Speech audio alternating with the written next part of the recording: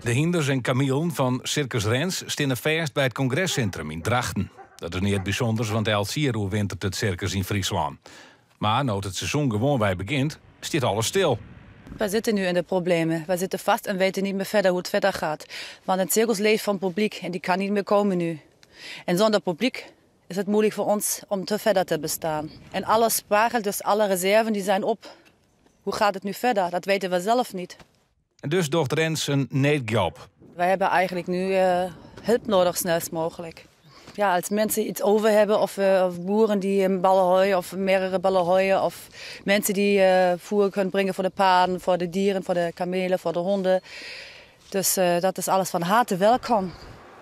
Die help die komt er van boeren uit Smellingelaan. Met help van LTO Noord zamelen ze eten in van de besten. Wij zitten vanmiddag aan de koffie en toen zei ik tegen mijn man, nou, misschien een idee om als boeren hier in de omgeving samen met LTO een actie op touw te zetten. De chauffeur riet nou maar 4 baan voor het hier. En hij gaat nou straks nog naar een andere boer en dan wil ik een paar baan opladen. En dan gaan ze richting Circus Rens in Drachten. Bij het circus binnen ze maar al te wiers met de help van de boeren. Ze kennen nou weer een schotje vooruit. Ook vandaag hebben ze heel veel mensen wat gebracht. Dus wij zijn heel erg bedankt aan die mensen dat ze echt ons steunen met voer en met andere donaties. Ja, daar kunnen we iets verder voor een aantal dagen, weken. Ja.